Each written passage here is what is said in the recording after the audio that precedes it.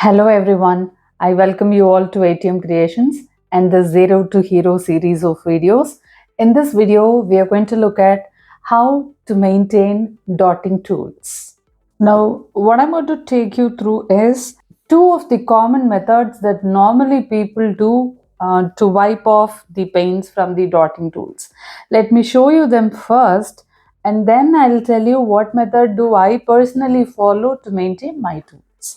Let's say someone is dotting like this, and there is a paint that remains in this tool, and I want to use the same tool with a different color.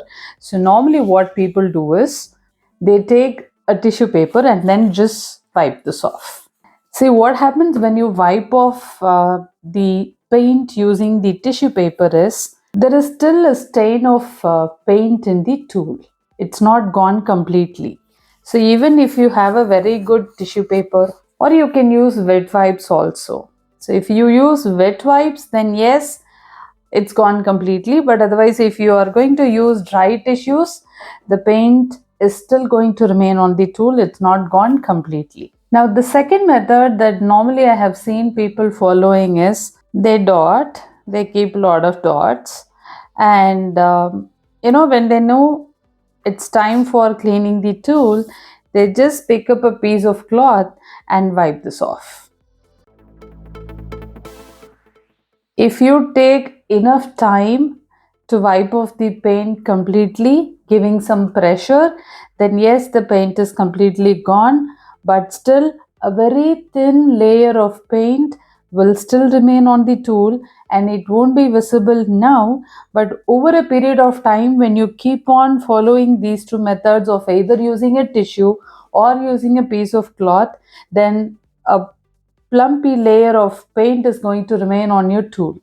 Now what happens is when the paint gets accumulated in your tool like that, you may not be able to create perfect dots using the tool. So now I'll tell you what method do I personally follow to maintain my tools. Let's say for an example, I want to keep some couple of dots using this sky blue, and then I want to use the same tool but a different color. So what I do is I will always have a bowl and a toothbrush like this. Of course, this is an used toothbrush. So what I'll do is I'll dip the tool with the paint into the bowl and then clean it with the toothbrush. When I suggest this method, people have always asked me, isn't this a time consuming process? Yes, it is time consuming, but it is absolutely worth it when you look at the cleanliness of your tool. So after you clean it up with this water and the toothbrush, I always have a cloth and then I'll wipe off the extra water and your tool is clean. Sometimes what happens is you have this big round board, let's say a 24-inch board, which is quite big. One big circle. Let's imagine that is the last circle that you have to dot on. So one big circle of about 24 inches.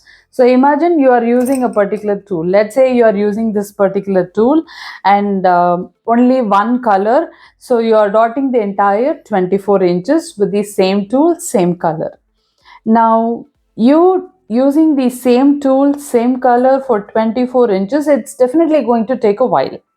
So what happens is, even after dotting, if you're going to put in water and clean the tool, and then wipe it off with the cloth, the tool is still going to have some paint. So I'll show you some example here. See, if you carefully see, there is some stain of paint in the corners and here as well. It's not so clean. And I'll show you one more example. Look at this tool. I've been cleaning after every dip, after every usage, but still there is a stain of paint. Now what do I do if there is a stain of paint like this? I want my tools clean. So what can I do? I'll show you a method which I personally follow. I take a small piece of cotton. This is a nail polish remover. Some 2-3 drops of nail polish remover you can take and then gently scrub.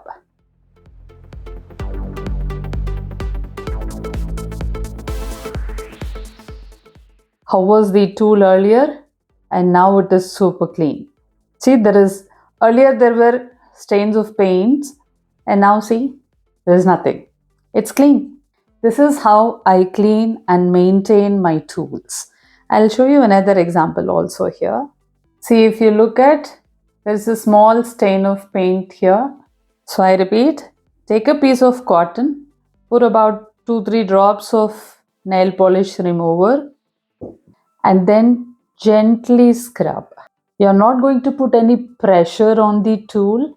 You need to do it gently. Depending on the intensity of the stain, it may take a while, but these paints will eventually go off. It cannot withstand the nail polish remover. So be assured you're going to have a clean tool. And it is very important for you to clean the tip of the tool also, because that's where you're going to dip it into the paint. I'll do it again for this tool too. So once you put 3 to 4 drops, you should be able to clean both the sides of the tool. So this is how I maintain my tool and keep them clean. I'm sure this video and information was useful to you. Thank you for watching this video.